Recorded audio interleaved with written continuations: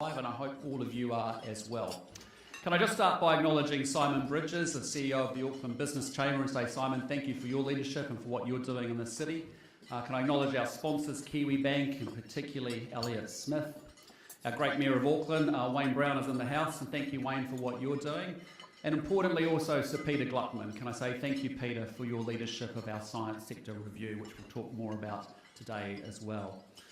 And in a year where we are going for growth, it is absolutely important to have the team that you know can do the job and deliver for Kiwis. And so it is absolutely wonderful to have Nicola Willis, our Minister of Finance, and our newly minted Minister for Economic Growth, and so many of our other senior National Party ministers and MPs that are here with us today. And thank you for the job that you're doing as well. Well, I'm here today to talk about the economy and almost nothing else.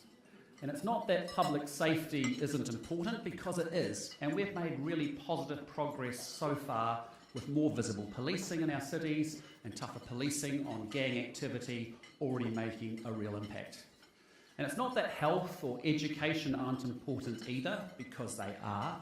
And whether it's our record investment in health, ensuring so many Kiwis who waited so long for new cancer drugs are now receiving treatment, or our fresh approach to literacy and numeracy, ensuring that our Kiwi kids master the basics so well. Our government has made big changes to improve the quality of the public services that Kiwis receive and to make sure they get better outcomes over time. But as far as I'm concerned, going for growth is without a doubt the #1 job this year. And right now, it's still too tough for too many Kiwis. High inflation and high interest rates have pummeled families and the wider economy, leading to what is the biggest recession we've had since 1991. And last year, we put in place a platform of growth thanks to our exceptional Finance Minister, Nicola Willis, and we worked hard to get the cost of living under control, and we've made a lot of progress. And it's thanks to Nicola's efforts that we are already seeing the dividend of careful spending and responsible economic management, even if so many Kiwis are still doing it tough. Wages are growing faster than inflation. Food prices are rising slowly, and cost pressures like the Auckland Regional Fuel Tax have been sucked out of the economy. As a result, interest rates are falling, and the Reserve Bank is forecasting more relief on the way soon. And for anyone with a mortgage, that means real savings, around $200 per fortnight for someone looking to refix a $500,000 mortgage. And just as we campaigned on, the tax relief we delivered last year means that Kiwis are keeping more of what they earn for the first time in 14 years. And I think these are the results of bringing the kitchen counter economics that every family, every small business and every farmer lives by back into Wellington. Spending carefully, investing in what matters most, and constantly looking for a better deal to deliver even better results. And I've seen that firsthand, the difference those results have made for so many New Zealanders just in the last year. The young families in Christchurch and Hastings getting real relief from family boosts and tax relief after years of battling to keep up with the cost of living. The mum and dad in Avondale and Hamilton battling to hold on just that little bit longer before they need to refix their mortgage and see real relief every fortnight. And all of that adds up to real financial relief for Kiwis who have struggled so much for so long. But there is still a long way to go, because just getting back to normal isn't enough. Kiwis deserve more than just a stable job and stable prices. We all want a future to hope for. And I have to tell you, more than ever before, I believe that New Zealand is the best country on planet Earth, and I'm telling you, I am going to work tirelessly so that we actually achieve that potential that we have as a country. And I want New Zealand to be a country of aspiration, of ambition, and of opportunity. But to meet that moment and to make that vision a reality, we have to go for growth. And it's just not up for negotiation anymore. If we want a better standard of living, we have to go out and we have to make it happen. Now, I tell you, change isn't easy, but it is so worth it to once again allow us to take on the best in the world and to win. But that change is already underway. We've already got a year of substantive structural change under our belts. We're cracking down on the gangs and restoring law and order in our towns and cities with more foot patrols and more visible policing. We're rebuilding excellence in education with a whole new approach to literacy and numeracy. And world-class leading resources are hitting our classrooms this year to make sure that your kids are mastering the basics well. We're delivering modern, reliable infrastructure through major investments in our roads of national significance and water reforms that just work without confiscating local assets and imposing mandatory co-governance. We are also restoring rights and responsibilities because, yes, we'll always support Kiwis when times are tough, but we expect you to play ball too. And that means actively looking for work if you're on welfare. And it means bringing back consequences for KO tenants that abuse their neighbours. We're making major investments in health, in fact to the tune of $17 billion in last year's budget.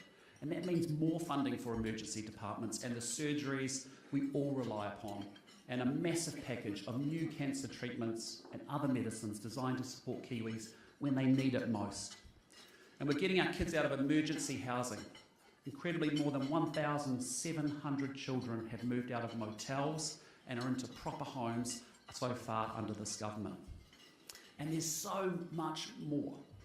Fast track, stopping wasteful spending, RMA reform, stopping the ram raids, new trade deals, backing farmers, banning cell phones in class, family boost, making foreign investment easier, increasing speed limits and keeping councils focused on the basics.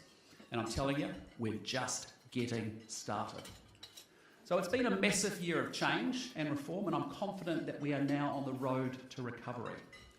But I'm telling you, recovery isn't enough. We have to go for growth. And driving economic growth is absolutely critical for improving our quality of life, strengthening our local businesses, lifting our incomes, and creating opportunity all across New Zealand. Because a growing economy means giving Kiwis more choices and the confidence to find a new job or hire a new staff member or to open a new business or to start a family. And a growing economy means that we can deliver better infrastructure, quality roads so that Kiwis can get where they need to faster. And a growing economy means better, much more responsive public services. A growing economy means more money for hospitals so that we can have more surgeons and doctors, more medicine, faster access to treatment, and higher quality care when you need it. A growing economy means more money for our schools, with better resources, better classrooms, better technology, and more attention and opportunity for your grandchildren and children. And a growing economy means safer and more vibrant towns and cities with growing businesses, more parks and libraries, higher quality homes, and a lot more of them. So above all, it's that overwhelming sense that better days lie ahead, and that if you're prepared to work hard, this country is an outstanding place to make that happen. Making rockets, milking cows, making coffee, baking bread, building homes, or whatever it is that gets you up in the morning. Growth means that there's a place for you. But too often, when it comes to economic growth, we have slipped into a culture of saying no. And it's always easy for someone to find a reason to get in the way and find a problem. But we need to shift our mindset and embrace growth. And if I just take the Port of Tauronga's plans to expand, that is critical infrastructure for industries like forestry and kiwi fruit and dairy. And they just want to get on and do business, making an even bigger economic impact in the Bay of Plenty and across New Zealand. More ships, more exports, more growth, more investment, more jobs. But instead, they've been stuck for years just fighting for permission to grow so that they can get on with it. Or Eden Park. Kiwis spend thousands flying across the Tasman to see massive concerts, go out to bars and restaurants and boost the Australian economy, when back home, Eden Park sits empty because of council event rules. Now, in fairness, the council has actually increased the limit, but I think they should seriously consider abolishing it. There's always a reason to say no, but if we keep saying no, I'm telling you, we'll keep going nowhere. We need larger ports, we need more concerts, we need more jobs, we need more investment, we need more exports and talent. And so the bottom line is, We need a lot less no, and we need a lot more yes. And so economic growth is going to influence every decision that I take this year. And I want to talk you through a few key areas that we're going to progress. And it starts with taking competition a lot more seriously. Because I want a New Zealand where businesses, big and small, thrive and make a profit and pay high wages and hire more people and invest in growth. And Kiwis do well when flourishing businesses are competing really hard. But that competition isn't always happening. And last year, the OECD said that insufficient competition was an important factor in driving New Zealand's long-standing economic productivity woes. The OECD, I think, was right when they said that New Zealand's distance from other markets makes domestic competition even more, doubly more important. And too often we see reports of Kiwis getting a raw deal because of a lack of competition in banking, energy, retail, construction and groceries. So I'm up for action because corporate showdowns too often look and feel like a staged wrestling match. Big names, big talk, but no actual damage done. And I'm sick of it. So last year we made some announcements designed to take action. We are powering up KiwiBank to take on the Australian banks. We are cracking open the construction industry to competition from overseas products. And we are unshackling the energy sector, enabling fresh investment in wind and solar and hydro and geothermal and natural gas so that we can flood electricity into a market badly in need of more generation. But I know that we can go much, much further, which is why this year I'll be driving my ministers to do exactly that. And I'm telling you, nothing is off the table. But just striving for more competition isn't enough. We need to make it easier to get things done in New Zealand. So second, we need to repeal and replace the Resource Management Act. Now, Fast Track, which we introduced last year, will supercharge economic growth, enabling major investments and growth in energy and transport and aquaculture and a range of other sectors. But we can go further. The RMA system is fundamentally broken and everyone knows it, and it needs to be replaced. Just ask anyone building a house or any farmer trying to get on and actually grow their business. And I back builders and I back farmers to make a major contribution to growth in the New Zealand economy. And practical rules that let them do it will play a very big part in unleashing growth. At a minimum, my expectation is that we will introduce legislation to Parliament this year to do exactly that. Next, we have to fix our broken health and safety rules. And I wouldn't be shocked, thank you Mayor, I wouldn't be shocked if cones were New Zealand's fastest growing industry because they are everywhere. And the Mayor, Wayne Brown, has done a great job fighting back here in Auckland against the cones. And I'm telling you, Simeon Brown, as Minister of Transport, fought hard against them too. But when you think about it, they're just an illustration or a symptom of a much bigger problem. And I think our broken health and safety rules layer on costs, they slow down activity, and often without making Kiwis any safer. So this year we will crack on and we will make big changes in that area too. Fourth, mining needs to play a much bigger role in the New Zealand economy. And it's easy in politics to say that you want a sovereign wealth fund like Norway and much higher incomes like Australia, but it's much harder to say that you want the oil and mining that actually pays for it. And in regions like Taranaki and the West Coast, there are big economic opportunities, higher incomes, support for local business and families, and more investment in local infrastructure. And absolutely importantly, the minerals sector will be critical for our climate transition. EVs, solar panels, and data centres aren't made out of thin air. They use critical minerals.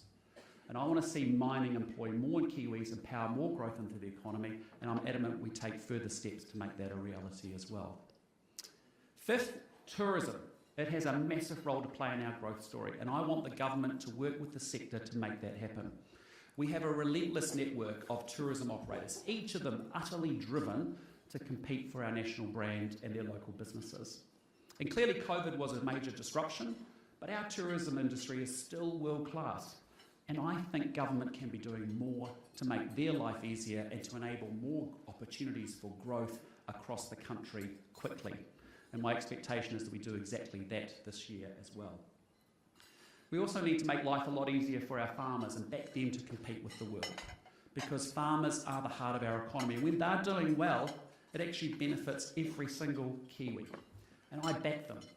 So core to our RMA reforms will be making it easier to be a farmer, with more time spent milking cows and a lot less time filling out paperwork and asking for permission. I also want New Zealand scientists working on high-yield crop variants and solutions to agricultural emissions that don't drive farmers off their land and risk the very foundation of the New Zealand economy. Enabling gene technology is about backing farmers. It's about embracing growth, and it's about saying yes instead of no. And our political opponents can continue the scare campaigns of the early 2000s, but we will back the scientific community, we will push on, and we'll get that law passed this year as well. Now, there'll be plenty of room for pro-growth reform this year, and only some of which I've touched on briefly today. But we're also getting on with the job now, and today I have announcements to make in two areas that I think will start to make a real difference in our economy to unlock that growth, to lift Kiwi wages and to boost investment. Because I want a country with more startups, more IPOs, more investment, higher incomes and whole ecosystems of growth and innovation.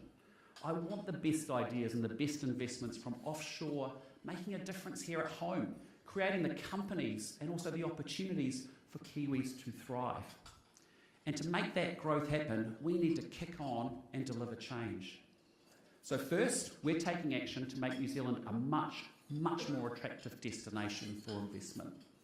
If you're a major international investment, New Zealand is just one of 195 countries that are all competing for your money and for your ideas.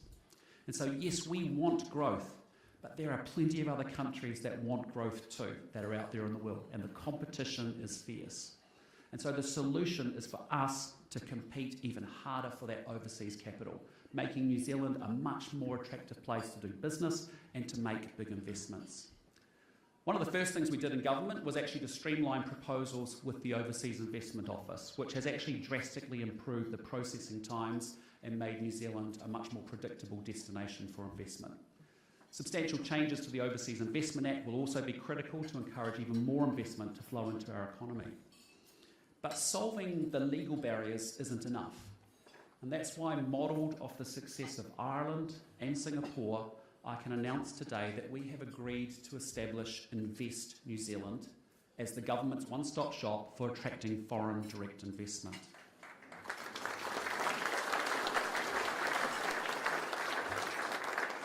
Now, the point of Invest New Zealand is clear. It will roll out the welcome mat, streamlining the investment process and providing tailored support to foreign investors. And the objective is to increase the capital investment across a range of critical sectors, like banking and fintech, like transport and energy, manufacturing and innovation. And leading the agency in his new capacity as Minister of Trade and Investment will be Todd McClay. And after a massive year, I call him Trade McClay, but after a massive year getting trade deals done offshore, I'm excited to see what he can achieve in attracting that investment and bringing it back here to home. Second, we're going to make major changes to increase the role of science and technology in the New Zealand economy. We have incredible, absolutely amazing scientists working in our universities and our Crown Research Institutes right now, whether that's in the lab or on the laptop or out in the field. But sadly, the system that they work in is hamstrung by outdated settings that leave our economy lagging behind. Because if we're really serious about the role of science and technology and that it can play to promote growth and investment, and that it can add to higher value products and services we can sell to the world, we need a much sharper focus on commercialisation with rapid access to ideas and investment from overseas, and to set clearer priorities here at home. So today I can announce changes to achieve exactly that. First, Cabinet has agreed to shake up our Crown Research Institutes, establishing 4 public research organisations focused on the bioeconomy, earth sciences, health and forensic sciences, and advanced technology. And each of those organisations are expected to have a sharp focus on commercialisation, harnessing Kiwi talents for maximum economic impact, higher incomes, more investment, and more opportunities to get ahead. And I'm particularly excited about the establishment of the Advanced Technology Institute, focused on the commercialisation of cutting-edge technology like AI and quantum computing and synthetic biology. because New Zealand should operate at the cutting edge, unlocking the jobs and the opportunities that come from world-leading research and innovation. But secondly, while having good institutions is really important, incentivising scientists to make major breakthroughs and then to commercialise them is absolutely critical to our future. And right now, scientists see too few of the proceeds of their own research. Too often, any resulting intellectual property is swallowed up by the universities and it's effectively shelved without any potential commercialisation, often coming as an afterthought. And I want us to commercialise our brilliant ideas so that our science system makes us all wealthier, because we are going for growth. In some universities offshore, they've totally reformed their IP settings so that researchers see a greater commercial share of their own research. And we've agreed to implement a similar approach here, making that a reality across our universities and across our science sector. There are further changes, including the establishment of an advisory council, which will set the principal priorities and ensure that funding is targeted for maximum impact. And the prize, if we can get it right, can be totally game-changing for New Zealand. In Denmark, a country like New Zealand of around 5 million people, you've seen recent pharmaceutical breakthroughs have delivered what is a modern economic miracle, creating a tidal wave of growth, employment and opportunity. So I do want to thank Judith Collins for her incredible work in designing these changes, and Judith's work will mean more breakthroughs, more discoveries, more startups, more IPOs and many, many more opportunities for Kiwis to compete on the world stage. And I am utterly confident that incoming Minister Dr. Shane Reti, with responsibility for the science sector and universities, will do an excellent job picking up and building on where Judith left off. Now, like so many New Zealanders, my ancestors came to this country in search of a better life. And they came as bakers and miners, stonemasons and farmers, hotel keepers and fishermen. And they came in search of opportunity and ambition. And above all, they came in search of a place to call home. And like so many New Zealanders, they found that home. And what they discovered was that what all of us know here to be true today. And that is that New Zealand is a country filled with unlimited potential.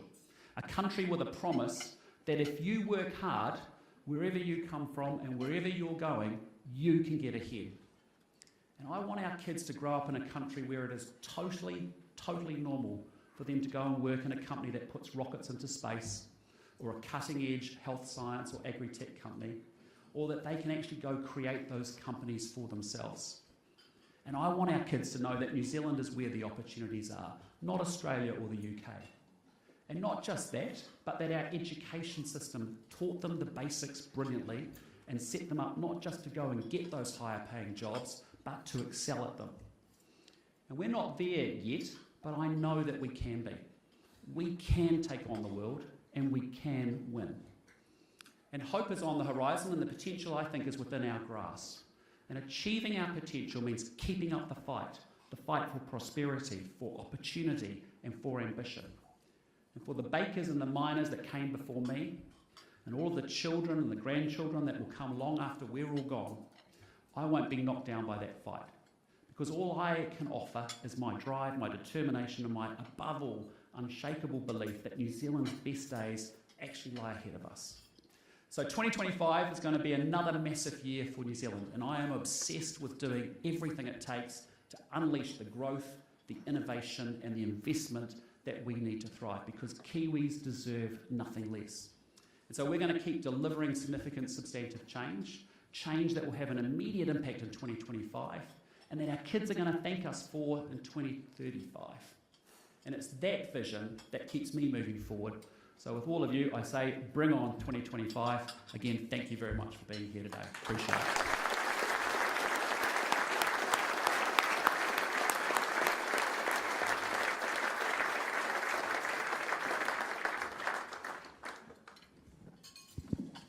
Hey, well, great speech. Thanks so much, Prime Minister. This swinging voter of Grafton Bridge thought you made some good points, so there you go.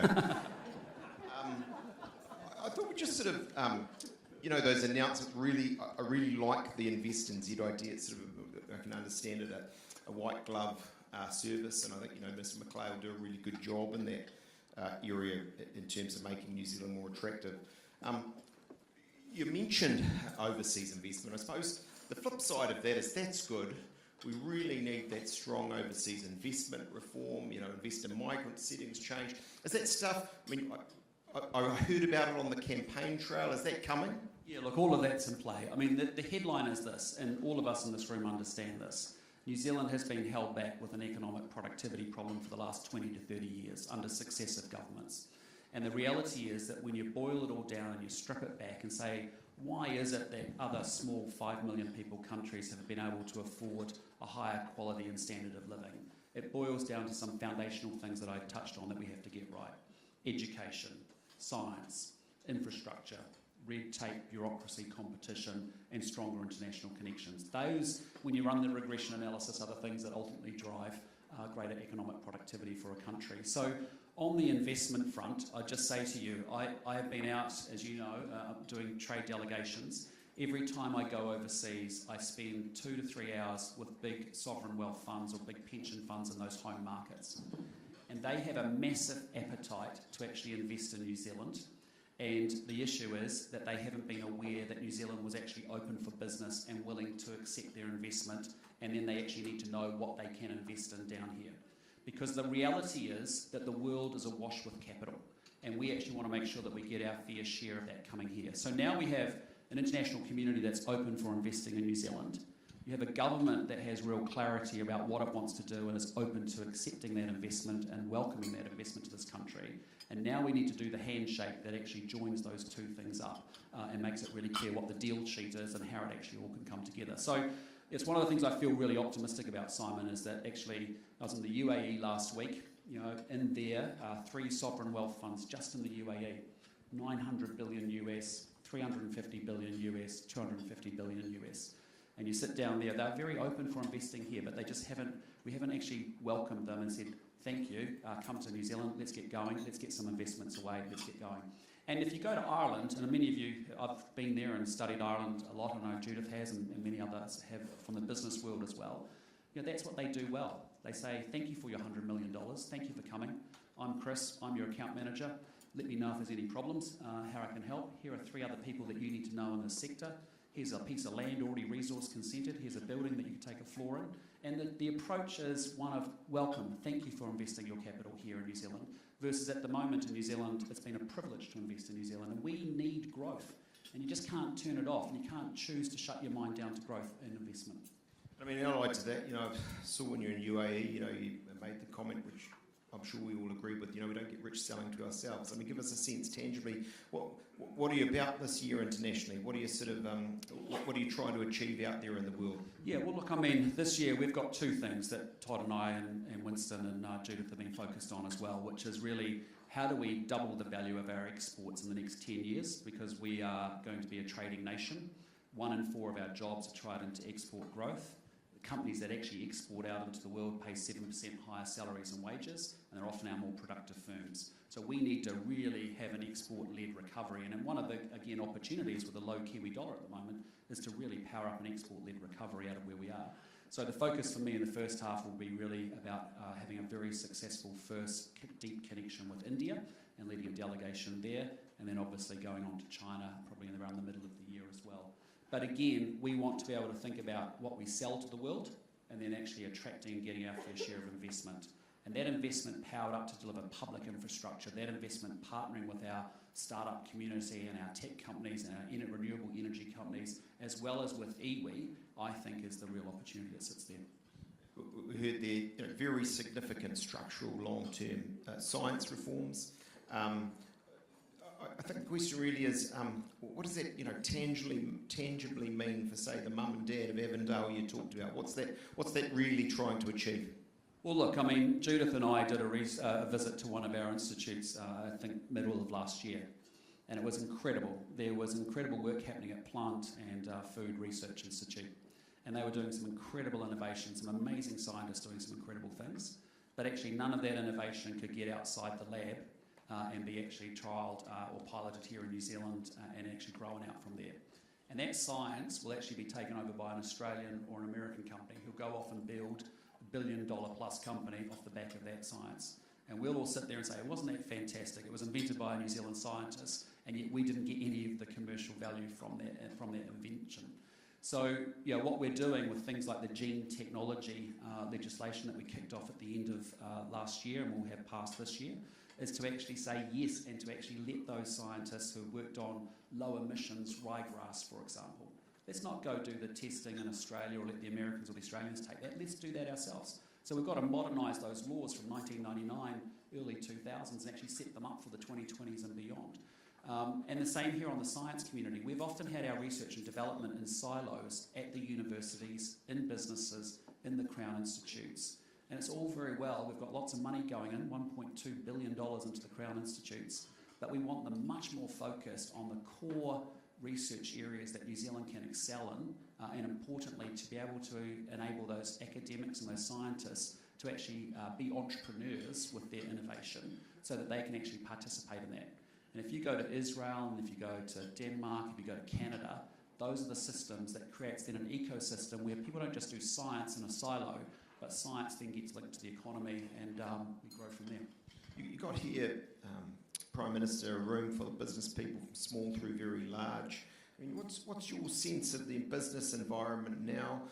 What's your sense of what business in New Zealand as a gross generalisation needs from you and the government? Well, look, I mean, the way that Nicola and I have thought about it is that we've actually, as New Zealanders, had to relearn the lessons of 35 years ago. And Simon and you and I have talked about this as well, is that if you drive up government spending, you drive up inflation. When inflation goes up, you're left with interest rates. Interest rates going up puts you into recession. And when you're in a recession, there's a lag effect and ultimately it results in higher unemployment.